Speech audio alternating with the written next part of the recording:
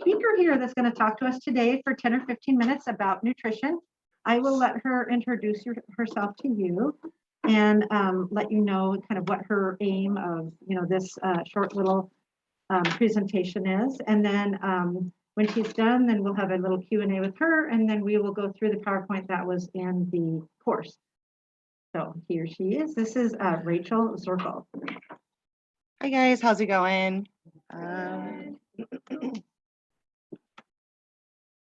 Rachel, why are you here today? I am here as part of a requirement for one of my classes. I am a WSU NEP student, which stands for Nutrition and Exercise Physiology.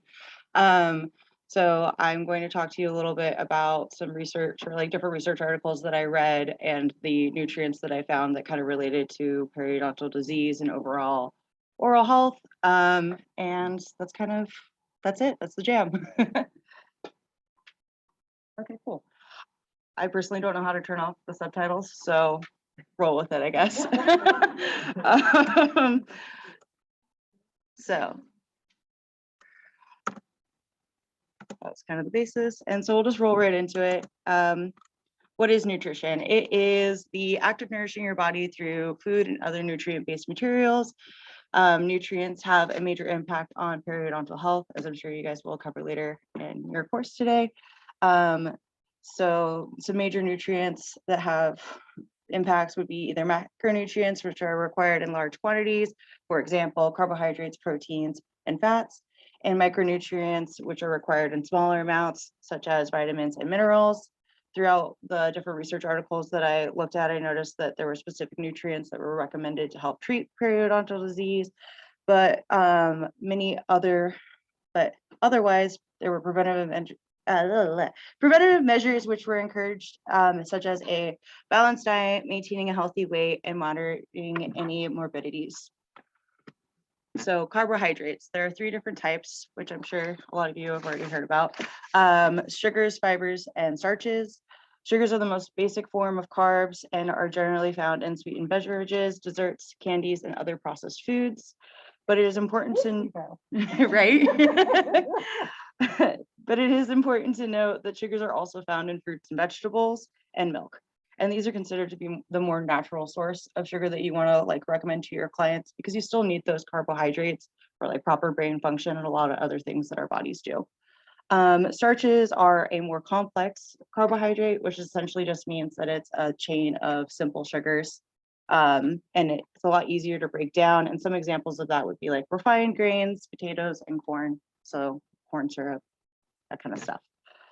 Fibers are also a complex carbohydrate, but are a lot harder to break down and has a variety of health benefits. You can see it in other things like hypertension, or sometimes people promote extra fiber for like weight loss and all these different things. And I kind of consider it like the floss of nutrition. It is able to, yeah, right. Tried to make a dental joke. It's able to bind and remove things in your digestive tract that normally would just kind of like stay static in there. And some examples of that would be, again, fruits and vegetables, whole grains, beans, nuts, seeds, those fibrous foods. In many studies, it was noticed that a reduction in carbohydrates was beneficial in the treatment process. And so I kind of wanted to look further into that, like which of these 3 was the most beneficial. And they really targeted those simple sugars and even starches as well. A lot of different studies found a positive correlation in the reduction of periodontal disease, and also found a positive correlation in a high fiber diet and a regular intake of fruits and vegetables. So the main vitamins that kind of like stood out to me during my research was vitamin D and antioxidants, specifically vitamin C. Vitamin D has been shown to be beneficial in a number of ways in the treatment of periodontal disease, such as a reduction of inflammation and the reduction of healing time post-surgical treatment. It is required in a number of essential functions in the body, primarily the absorption of calcium, magnesium, iron, phosphate, and zinc. Some of these minerals are essential for bone formation. And some sources of vitamin D would be seafood, eggs, and fortified cereals, along with other fortified refined grains. It is also well known that antioxidants help with the reduction in inflammation by reducing free radicals in the body. Reduction in oxidative stress is essential in any healing process. In addition to antioxidant properties of vitamin C, studies also shown the benefits of supplementation for periodontal treatment. This vitamin is essential in the formation of collagen, which is also essential in the healing process. A deficiency in this vitamin is directly related to bleeding, inflamed, and painful gums, aka the hallmark scurvy. Scurvy is treated with supplementation and therefore adds to the preponderance of evidence showing its vitality in periodontal disease treatment. And some sources of vitamin C are citrus, bell peppers, and strawberries. And then some sources of antioxidants would be like blueberries or spinach, dark chocolate, which we all probably love, and some green tea. Finally, talking about some minerals, the main minerals that I came across, which I'm sure you all know, are calcium and fluoride. Calcium is essential in the maintenance of the formation of calcified tissues, aka teeth, and is also required for blood cells to function. In one study, it was shown, I think it was like in Dublin or something like that, that a higher intake of dairy products reduced the severity of periodontal disease as you got older. And then another study in, I think it was like, they're both D's, Denmark, I might have flipped them, but showed that there were positive effects on the supplementation of calcium during periodontal treatment. And some sources of calcium would be dairy products, leafy greens, nuts, and seeds. And then again, as I'm sure you guys have already heard 1,000 times, how great fluoride is for you and your oral health. There were a variety of studies that also showed a continued like representation that that is also good for your teeth while you're having treatment for periodontal disease. So some conclusions that I kind of took away from everything that I looked at from like a nutrition base was a healthy, balanced diet is just really key to having good oral health and just good general health, like we all know. And I really believe that like supplementation when necessary. So if you have somebody who's like in those earlier stages of periodontal disease, getting them on like a healthy, balanced diet via like MyPlate is a really great resource. I don't know if you guys have learned about that or not yet, but Was that in disease prevention or, okay. okay, yeah. So it's super great. You just put in your age, height, weight, gender, and it gives you like how many calories you should be eating and how much of each food group. And they have like extensive lists of what counts as a serving for each food group. So it's a really great place to get people started. And if anybody is like trying to lose weight, just reducing that by 500 calories is a really great way to get people started and really maintainable over a period of time. Mass, like fast reduction in weight is never sustainable and not beneficial for your health, especially if you have other comorbidities. So the only reason that I think like you would need supplementation is if you really needed a high amount of supplements in order to treat. So like if you have that case of scurvy, you're definitely going to need that vitamin C supplement because it's just not realistic to ingest that much just from food. But other than that, like if you have a comorbidity that prevents absorption of nutrients, then that would probably be another reason that you would want to recommend supplementation. Any questions? Okay. Oh. What do you think about supplementation? So I think it's beneficial sometimes, but for the most part, you can get like all the vitamin that you need from just standing outside for, I think it's like 15 minutes. So I know it's cold out and like it would just be easier to eat it, but that you can also get your recommended value from those other like natural sources like fish. So if you're not trying to supplement or you don't want to buy a supplement, I would just recommend eating more fish during the winter. So would you recommend that somebody supplement as they're trying to improve their diet? You know, for some of our patients, I would say, I don't know if you guys agree, because they're kind of on kind of a processed food, high carb, you know, diet. And so I hesitate to think that they're getting a lot of calcium or vitamin D or a lot of their vitamins from, you know, this diet that they're on. So I would agree. I think the thing to take into consideration too is why they're eating this high processed food is that because of like financial constraints? Is there a barrier there? Because if that's the case, then telling somebody to go spend $20 on vitamin D supplements is probably not going to be a reality for them.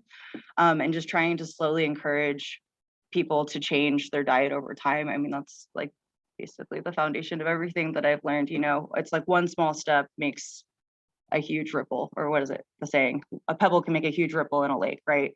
So, you know, just little baby steps is kind of what it takes to get somebody to change. Yeah.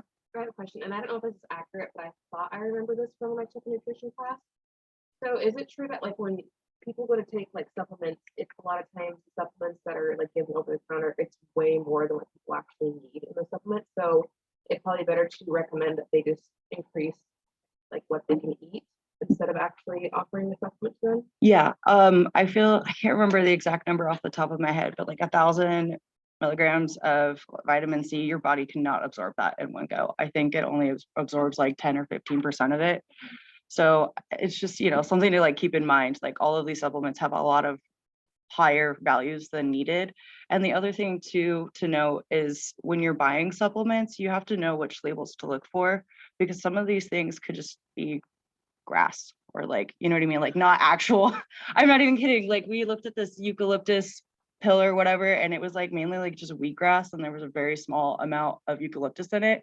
So, you know, knowing which labels to like look for when you're telling your clients to recommend, I think there's 3 of them, and I can look them up because I'm totally blanking on them right now. But they're, you know, those are important things to kind of like look for if you're going to recommend supplements, because that's like third party checked. I feel like calcium is an important supplement. I mean, I personally think it is. I think it's hard to get that much calcium in a day, especially for someone that's postmenopausal. Our postmenopausal women need about 1,200 to 1,500 milligrams of calcium a day. And then realizing that I believe your body can only absorb about 500 at a time. So then taking a mega dose all at once isn't really going to do them any good either. So they do make slow release calcium supplements. I happen to take one. It's by Citracal. It's not cheap, I will tell you that. It's 1,200 milligrams of calcium slow release at time release over 24 hours. And so I get 1,200 milligrams with that, and then whatever I eat, and then I think I probably get at least 50, which is what I need. And I consider myself pretty healthy, but I had a bone density test recently and found out that I do have osteopenia. They check your, I think your hip and your, I think my mandible was what they checked. And I actually have osteopenia in my mandible, which surprised me. Hence the fact that I had a, you know, ridge augmentation on a bone graft and everything for implants. Anyways, and my hip was okay for some reason though. But so I've started supplementing more with the time release calcium. So you might want to think about that. I know most of you guys aren't menopausal, and this will never happen to Jackson. So. Fingers crossed. Anyway, so that being said, you know, you probably don't think about it, but you know, that's a really important supplement or vitamin to have for our patients for bone density and all that. So. For sure. Yeah. These are the 3 labels. Like if you're going to recommend somebody to go buy a supplement, that I would look for these, because these are third party checked, and it makes sure that what's on the label is what's in the pills. Yeah. Talk about my place and website. So are you not patients, for example, if patient uses like red flag, they can use counseling like when we go to the clinic, but we want to tell them, okay, you had straight on treatment now, we want to get you to a maintenance phase. This is something that might help you. Most people, are they accepted in their experience that conversation about the website? I would say it's definitely patient by patient for sure. I feel like when people are overwhelmed with a bunch of diagnoses, the last thing that they want to do is go look at a website.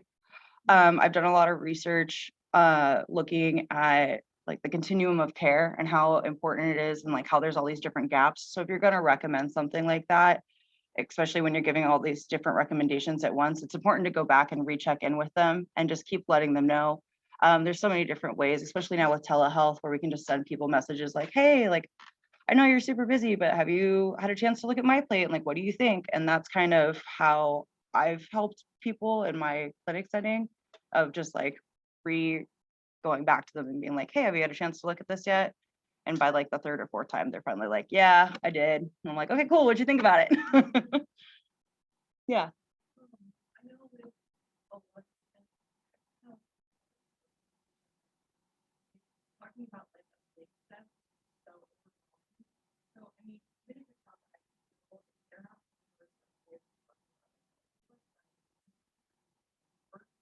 someone's like convenient, like I'm gonna have to do that. Is it worth having a conversation about, okay, what are some better options?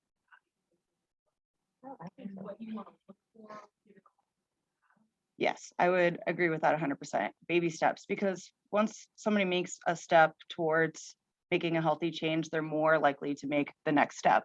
You know, it's those stages of change. I don't know if you guys talk about that in this class, but you've got, you know, all these different stages of moving people along, especially when they're in the beginning stages, is just giving them as much information as possible and allowing them to make those choices on how they want to do it. You can't force somebody to do something, but you can give them all the facts and then they can decide what's going to be best for them. This kind of stuff goes back to, it sounds like what you're saying is maybe motivational interviewing. Yes. Like that, yeah. So she's talking about motivational interviewing. If they're at a stage where they're not ready, they're not even contemplating change, you may as well just, you know, run and bang your head against the wall. So, because they're gonna tune you out. And then going more and more into it is really just gonna seem like a lecture. So you might just drop little breadcrumbs. You might just say, you know, you can even relate it to yourself. You know, I find that I'm so busy, I have to eat out a lot too. And so sometimes, you know, I'll just get a salad. The salad's a salad. I mean, I don't think they're lacing it with carbohydrates. Yeah. Other than it could be the The dressing. dressing could have a lot of hidden sugars in it and stuff. And even that, at least you have some greens and some, Yeah. you know, It's all about some baby fiber. steps. yeah. Yeah. That's where that fiber floss. Yeah. So kind of going off of what Chris was saying, do you ever like recommend fortified foods? Like, I mean, there's a lot of like box things for people that they're fortified with iron. Yeah. Again, it kind of just goes back to like the individualized care for a person. If that's what's within their needs, then I'm going to totally recommend that, because at least they're getting their vitamins and it's that one step to getting them to the next step, you know? And I truly believe that. I mean, oddly enough, calcium is high in canned foods because that's how they stay preserved and they don't get all squishy and weird. So if you have somebody who is financially constrained, you know, recommending some canned food would be a easy way to Like just canned vegetables or Mhm. fruit. Oh, yeah, interesting. an easy way to just sneak it in there. Check the food label. You'll see it on there now. Go ahead. I've seen a patient who is very healthy, would not eat fast food, but they were taking 2 different brands on multi-days a day. So it sounds like those wouldn't be fully absorbed at all, but could that potentially do harm if they're taking